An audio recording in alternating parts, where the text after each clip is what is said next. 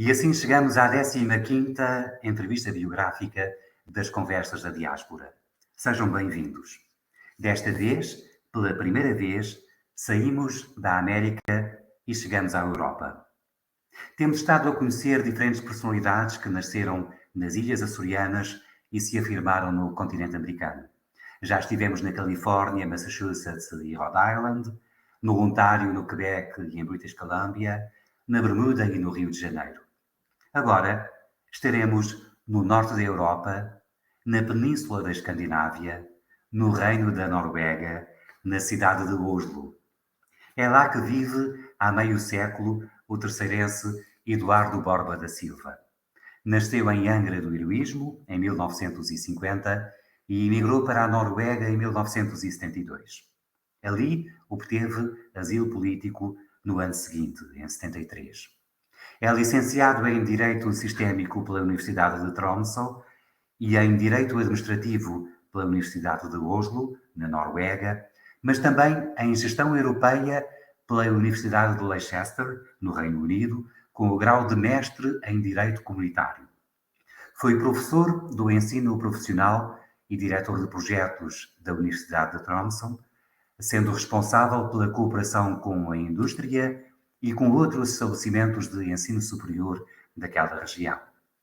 Durante 12 anos, de 2003 a 2015, foi autarca de Tromsø, o município mais importante do norte da Noruega, com 70 mil habitantes em 2.500 km². Primeiro como deputado municipal e depois como vereador executivo com o pelouro do Planeamento e Ordenamento do Território. Foi presidente da Comissão Estratégica de Desenvolvimento e da Comissão Regional das Migrações e integrou as comissões municipais de Assuntos Sociais, de Relações Internacionais e de Relações Laborais.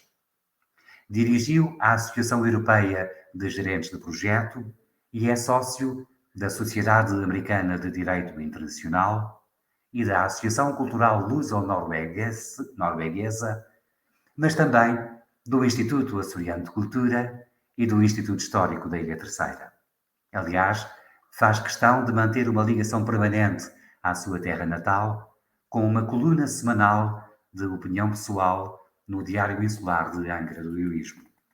Em 2021, foi eleito conselheiro da diáspora açoriana para representar simbolicamente o resto do mundo neste órgão consultivo do Governo dos Açores. Dr. Eduardo Borba da Silva, muito obrigado por ter aceito o nosso convite. Muito gosto e muito obrigado também, reconhecido pela honra de estar aqui. Como é que um açoriano da calorosa Ilha Terceira vive há 50 anos no frio da Noruega? Pois, é uma boa pergunta. Por vezes também tenho dificuldade em responder, mas a resposta tem a ver com os meus filhos, tem a ver com a família. Portanto, eu tenho um filho, o meu filho mais velho vai fazer 50 anos para o ano que vem. Portanto, isso explica um pouco a razão da minha estadia tão prolongada aqui neste país. Valores mais altos se levantam. Da sua nota biográfica consta que emigrou para a Noruega para obter asilo político em 1962. Sim.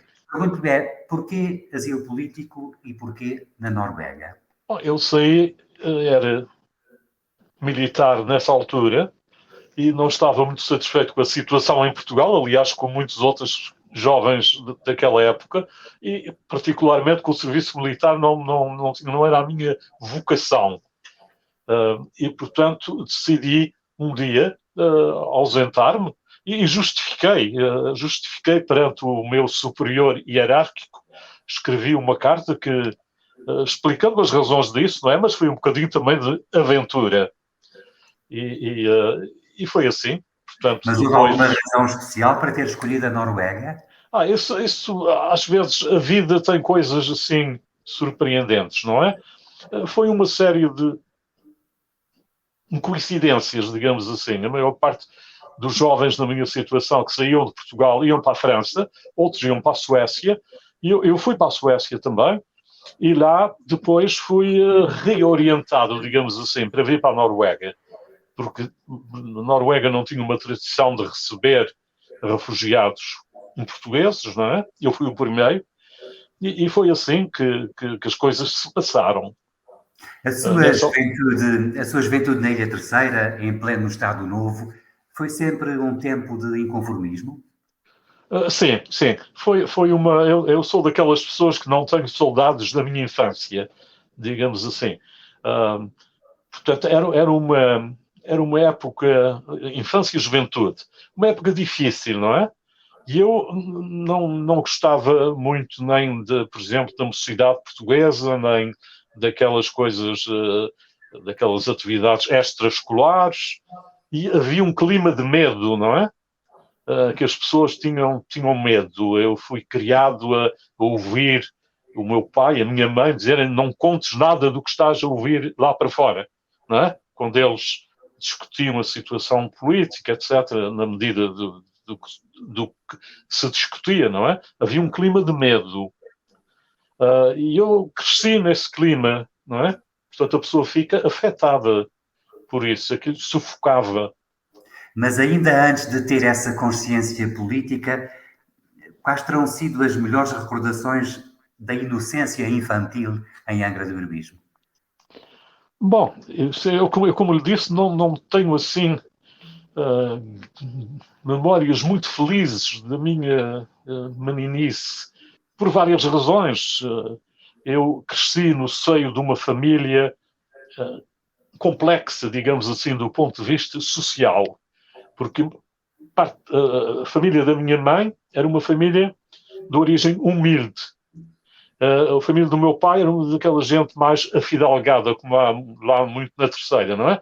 E, portanto, a convergência dessas duas dimensões sociais, obviamente que afeta o trato familiar, não é? Portanto, a minha avó materna tratava o meu pai por senhor, está a ver? Portanto eu vivi aquela sociedade um tanto ou quanto de uma maneira retraída, digamos assim. Que não deixa saudades, como já vimos. O senhor Não deixa saudades. Diga. ao asilo político no norte da Europa em maio de 1973, Sim. curiosamente, um ano antes do 25 de Abril. Exatamente. Se tivesse vivido aqui a Revolução dos Cravos, não teria saído de Portugal? Não, provavelmente não. Não. Aliás, posso dizer garantidamente que não. E naquela altura, realmente foi o que disse, isso tocou-me profundamente, porque quando acontece o 25 de Abril em Portugal, em Abril, o meu filho mais velho nasceu em agosto. Portanto, houve ali um período muito difícil para mim, que queria regressar e participar, não é? Pelo outro lado, não podia, porque era recém-casado, um filho de poucos meses, a minha mulher no início da carreira dela, portanto, não era possível. E depois nasceu um outro filho, não é? E, portanto, foi ali um período muito difícil em que eu vivi a Revolução Portuguesa, se é que podemos chamar uma revolução, mas pronto, vivi o 25 de Abril através de jornais, através de... A minha mãe gravava em cassetes os discursos, naquele tempo não havia televisão nos Açores, portanto ela gravava na rádio, tudo de comícios, de tudo. E eu recebia todas as semanas horas de todo género de, sei lá, de discursos políticos, de notícias da rádio, que a minha mãe gravava centenas e centenas de cassetes. O senhor foi um revolucionário à distância. Sim, participei à distância, sim. O que não era nada bom, não é? Porque eu estava, de certa maneira, mergulhado, imerso naquele clima do que em Portugal se chamava o PREC, não é? O processo revolucionário em curso. O José Andrade conhece melhor do que eu. Portanto, eu estava à distância a viver aquilo, o que é muito difícil. Porque nessa altura eu vivia numa cidade no centro da Noruega, chamada Trondheim, onde vivi durante muitos anos, e um dos meus filhos nasceram, os meus 2 filhos rapazes. Já a minha filha nasceu em Tromsø, no norte da Noruega. Mas foi um período difícil da minha vida, porque eu queria estar lá e tinha a família cá. Não é? E qual foi a primeira vez em que visitou Portugal Democrático e o que é que sentiu? Foi em 1977. O meu filho do meio, digamos assim, tinha 3 meses. E foi logo que nós pudemos ir, eu fui à terceira. Obviamente ainda estava numa situação, nos Açores, ainda estava, passado aquele verão quente, não é? Que houve aí nas ilhas. Mas foi interessante, embora é claro que para a minha mulher não tenha sido muito agradável, porque eu queria falar com os meus amigos, com os meus antigos colegas, tudo isso, não é? Portanto, ela não falava português, não falava nada, de maneira que não foi. Mas para mim foi interessante, eu estive lá 3 meses, parece-me. Sim, estivemos lá 3 meses, em 77. Respirar de forma diferente nessa altura, certamente. Sim. Da Ilha Terceira para a Escandinávia, atravessou uma boa parte da Europa. Como é que venceu o impacto inicial de enfrentar uma língua diferente, uma cultura diferente, até um clima diferente? Sim. Bom, a questão do clima nunca me importou muito. A questão da cultura, sim, obviamente que é um choque, não é? Claro que para um jovem é talvez mais fácil de amortecer certas coisas, o impacto. Porque a imigração é sempre traumática, digamos assim. Portanto, é uma experiência traumática. Independentemente se vai para o Brasil ou para a América, é sempre um traumatismo. Aliás, se me permite um parênteses, há uma investigadora que estudou aí nos Açores, investigadora aqui na Noruega, em cabo-verdiana, que fez um estudo sobre a saúde mental dos imigrantes. E ela chega a essa conclusão: os imigrantes têm mais suscetibilidade, não é? De sofrerem doenças mentais, precisamente por causa das barreiras que estão à frente, não é? A cultura, a língua, o ambiente social, o enquadramento social, etc, etc. E no seu caso, entre tantas diferenças, haverá porventura algumas semelhanças entre viver nos Açores ou na Noruega? Bom, sim, há semelhanças, quer dizer, eu estou agora a ver as coisas à distância, não é? Portanto, eu trato esses dados na memória e com as minhas experiências, não é? Claro que há semelhanças, a natureza humana é comum, nós somos todos filhos de Adão e Eva e descendentes deles, não é? Porque temos os pecados, temos o pecado original, isso é comum a todos, não é? Portanto, sim, há pontos, há coisas positivas que são comuns, há coisas negativas que são comuns, não é? E acho que a pessoa imigrada sente mais, obviamente, é mais sensível a essas coisas, não é? No meu caso, eu não tinha cá família, como é óbvio, não é? Estava sozinho. A minha mulher também não tinha muita família, era de descendência alemã, o que não facilitava muitas coisas. Nós falávamos inglês e não norueguês. Portanto, nos meus primeiros anos aqui na Noruega não falei norueguês. Só mais tarde é que comecei a desenvolver o norueguês. Portanto, não sei se isso responde à sua pergunta, mas uma série de dificuldades iniciais que foi necessário ultrapassar, certamente. Sim, e agora, a cidade onde reside, a cidade de Oslo, a capital da Noruega, é mesmo uma das capitais mais bonitas da Europa? Bom, aí as opiniões divergem, não é? Sim, é uma cidade... Eu acho é uma cidade, quer dizer, como é que eu ia dizer, uma das cidades mais bonitas, sim, tem uma orla de florestas à volta, portanto, sim, depende da... hoje em dia... Você quase valoriza esse verde que, porventura, é comum com a identidade paisagística das nossas ilhas também. Consegue estar numa capital europeia que, ao mesmo tempo, tem algum verde, mais que outras, que certamente até fará lembrar um pouco a Ilha Terceira. Sim, não é? Quer dizer, eu comparo a minha experiência de açoriano valeu mais no norte da Noruega, da cidade de Tromsø, onde eu fui autarca. Aí valeu muito a experiência açoriana, na medida como direi, das rivalidades que existem. Nos Açores ainda existem rivalidades entre as ilhas, não é? No norte da Noruega, essas rivalidades existem entre as cidades. Entre as cidades do norte, não é? Qual é a cidade hegemónica? Quem é que domina? Eu estava na cidade de Tromsø, a maior de todas, com uma grande universidade, e que as outras cidades invejam, não é? E isso um pouco faz-me lembrar aquela rivalidade que existe, não é? Entre, por exemplo, a Terceira São Miguel, ou Pico e Faial. Eu conheço mais esta semelhança afinal. Isso foi. E eu cresci também na Terceira com esse ambiente, não é? De rivalidade entre São Miguel e a Terceira. Que infelizmente, de certa maneira, ainda continua. E eu digo infelizmente porque eu às vezes observo as coisas à distância, não é? E não foi há muito tempo que eu assisti a um debate na RTP Açores em que era nítido que o representante da Terceira estava muito ofendido em relação aos seus colegas de São Miguel. E insistiu nisso, não é? E eu fiquei assim, eu fiquei com uma certa pena, passados tantos anos, não é? Ainda se continua nessa pequena luta intestina que destrói muito da criatividade nos Açores. Como, pelos vistos, acontece também aí no norte da Noruega. E era essa questão que eu queria colocar.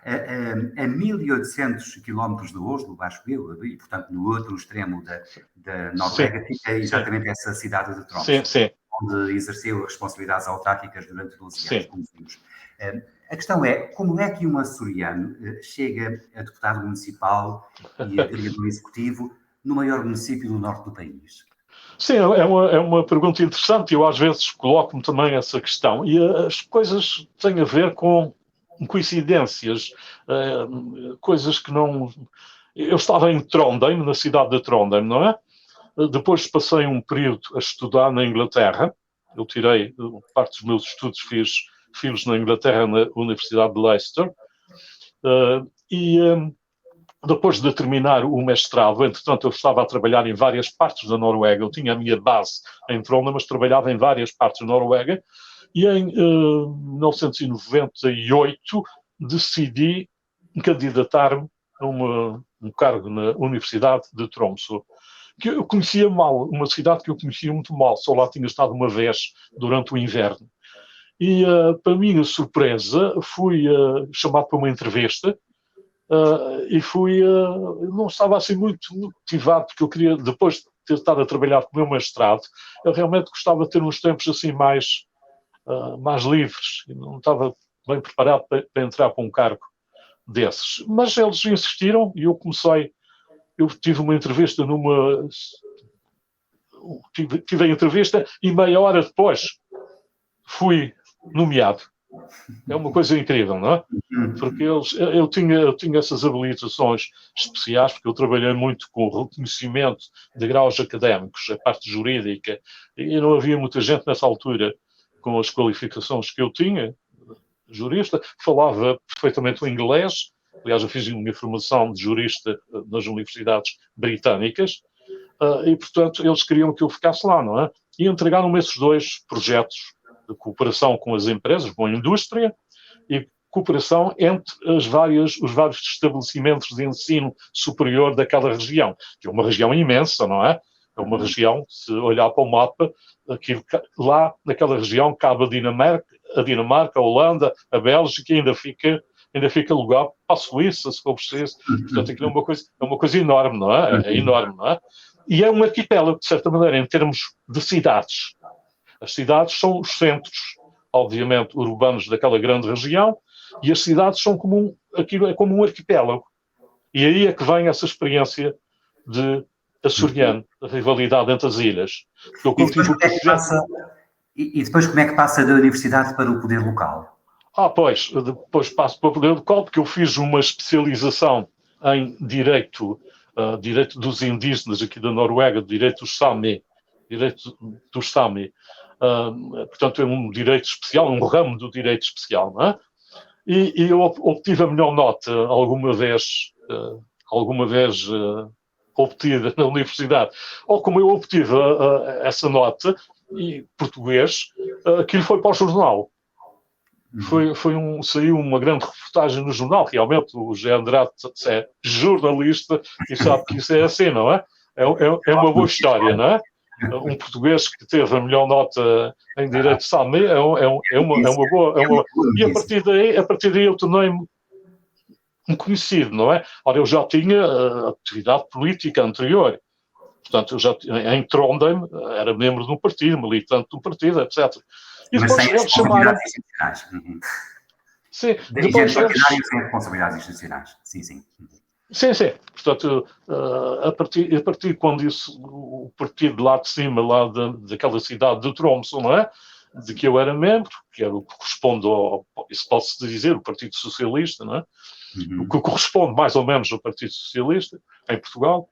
E pronto, eles chamaram-me e perguntaram se eu queria enquadrar a lista lá para as eleições municipais. Eu disse, pronto, eu vou para a lista, mas aquilo... na lista eu julguei que aquilo não ia dar em coisa nenhuma, não é? E, para a minha surpresa, fui eleito. Porque aqui na Noruega os eleitores podem dar um voto extra a candidatos e, acumulando muitos votos, a pessoa passa à frente daqueles que estão no topo da lista, não é? Portanto, eu fui nessa situação. Passei de estar lá, assim, como pobre de Cristo, lá numa lista política, não é? E passei a ser... fui logo eleito para deputado municipal. Depois os meus colegas perguntaram-me, ficaram também um tanto surpresos, eu perguntava para que área da política que eu queria. E eu disse, cultura, eu quero ir para a cultura. Porque a cultura é uma coisa soft, não é? Não é assim da parte dura da política. Eu vou para a política soft. Cultura, cinemas, festivais. Depois tinha ouvido dizer que havia um cartão para os deputados municipais que iam ir ao cinema de graça, não é? Portanto, isso foi uma vantagem. Eu vou para a cultura. E pronto, vou para a cultura. Na primeira sessão em que os novos deputados são, como é que se diz, ajuramentados, iniciam funções. Exatamente, começam a exercer as funções. O líder do grupo parlamentar lá da Assembleia Municipal disse-me, olha, afinal, tu vais para o planeamento. Porque o nosso colega, este colega que ia para o planeamento foi para o governo e nós agora não temos ninguém para o planeamento. E tu és jurista, então, como jurista, aquilo para ti é uma coisa simples. Ele diz, agora estou a falar à moda da terceira. Eu digo, homem, eu não sei nada de planeamento. Não sei nada disso. O que é que eu vou fazer? Mas agora não temos outra saída. Tem que ser assim. Exatamente, saiu-se tão bem que depois até passou para o órgão executivo e exerceu... Exatamente. Isso aí cá está as coisas, não é? Depois aquilo acabou num conflito entre a vice-presidente da Comissão de Planeamento e o presidente, e eu, que era dos dois deputados daquele partido, tive que ir para vice-presidente, logo ali. E saí-me relativamente bem, porque depois, portanto, eu não sabia o que é que havia de fazer, mas eu tive bom relacionamento com as pessoas, com os partidos da oposição. Havia lá um partido, assim, um pouco partido, com aquele partido que agora em Portugal não é muito estimado, não é? Lá na Assembleia da República, não vale a pena dizer o nome, mas há um partido idêntico, não é? Contra os imigrantes, etc. Eu era imigrante, não é? E, portanto, a primeira sessão da comissão, houve uma grande discussão e eu ataquei aquela gente lá daquele partido, mas depois arrependi-me disso, não é? Eu fui pedir desculpa ao homem a quem eu ataquei. Disse, não devia ter usado essas palavras. E ele gostou que eu pedi desculpa, não é? E a partir daí tornámos-nos amigos. É um fato interessante. Tornámos-nos amigos, quer dizer, embora com opiniões diferentes, e a partir daí eu soube lidar com os meus, digamos, adversários políticos. Isso facilitou tudo daí para a frente. Facilitou muito bem. E cá está outra vez essa coisa. Diga.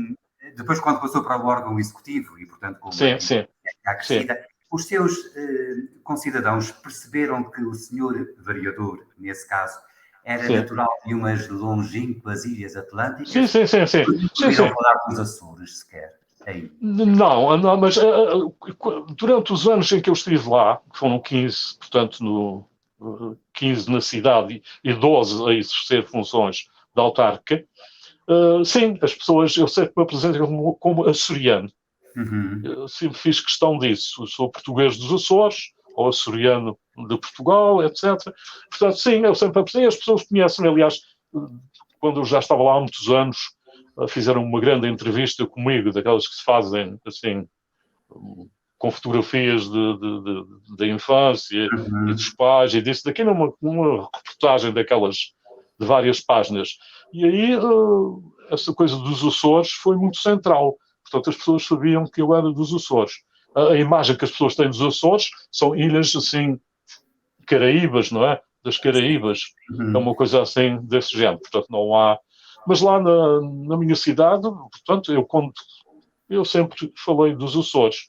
E de entre os contributos que deu para a melhoria das condições de vida dessa comunidade norueguesa, qual foi a iniciativa de que mais se orgulha, 20 anos depois do início dessa atividade autárquica? Sim, o que mais me orgulho foi das infraestruturas do porto da cidade, das infraestruturas portuárias, que na altura que eu tomei posse como presidente da Comissão de Planeamento, e a Comissão de Planeamento numa autarquia da Noruega é muito importante, a tal ponto que os membros não podem ser substituídos, portanto, especialmente o presidente, quando é nomeado, não pode ser destituído do cargo, precisamente para dar independência e autonomia à Comissão, não é? Porque a Comissão de Planeamento e Ordenamento tem muito poder, não é? E quando eu cheguei lá, as coisas estavam muito enterradas. Portanto, havia muitos conflitos e então os políticos daquela altura empurraram as coisas para a frente. Foram adiante, não é? De maneira que quando eu cheguei havia uma série de planos que não estavam preparados, que não estavam, ou que tinham sido adiados. Eu estou-me a lembrar do mercado Duque da Terceira lá em Angra, não é? É uma coisa parecida, que vai sendo adiado 4, 5 vezes, e era a mesma coisa, não é? E eu parti do princípio, no meu estilo de política, depois de ter alguma experiência, que às vezes temos que ir para a guerra, não é?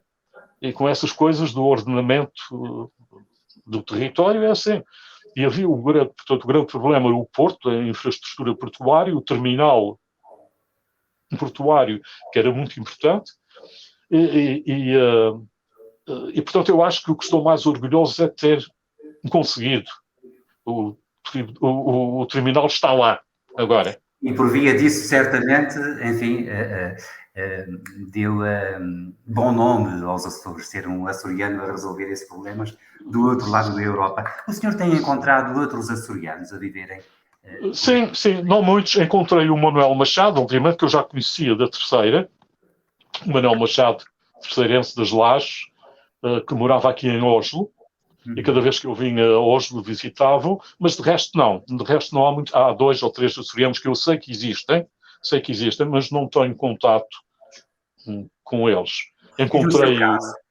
No seu caso, o que é que faz um açoriano continuar a pensar nos Açores? É uma pergunta interessante. É tal... viver na Noruega, não é? Sim, é a tal raiz, não é?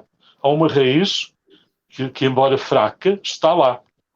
E essa raiz vai, embora se criem outras raízes, não é? Vão-se criando outras raízes, mas essa raiz inicial continua viva, não é? E continua a estar lá. Para mim foi sempre importante manter a minha identidade como açoriano, como português. Sempre falei português com os meus filhos e falo português com eles hoje em dia. Falo português com os meus filhos e com os meus 2 rapazes e com a minha filha. Só falamos português, nunca falámos outra língua. O que queria... Sim, mas não é assim muito difícil. Não é uma questão de vontade, não é? É uma Aliás, questão de... O senhor tem, exatamente como acaba de dizer, 3 filhos noruegueses que não só falam português, como também conhecem os Açores. Conhecem os Açores. Ser o melhor dos 2 mundos. E por isso pergunto, mesmo para terminar, que o tempo não perdoa, o que é que dos Açores lhe faz mais falta aí na Noruega? Nos Açores, o que faz mais falta, alcatra, sopa de Espírito Santo, a comida açoriana, não é? Faz também, eu sou da Terceira, aquela maneira de estar dos terceirenses, não é? De falarem muito, de gostarem de estar à conversa, dizerem mal de São Miguel, se for preciso, eu não faço isso. Mas para terminar, eu vou só contar uma história de como é que as coisas de cultura se transpõem. O meu filho mais velho, que esteve na Terceira, um dia, em conversa, mostrou-se muito agressivo em relação aos micalenses. E eu perguntei porquê, por que razão. E ele disse, roubaram o álcool. O quê? Roubaram o álcool da Terceira. Então a história é que no século XIX havia uma pequena indústria lá na Terceira, e havia uma fábrica de álcool que foi comprada pelos capitais micalenses. É uma coisa assim. E ele ouviu essas histórias ao meu pai, e ao meu tio, certamente, contarem essas coisas, e ele ficou com isso. Ele nunca esteve em São Miguel. Nunca esteve em São Miguel.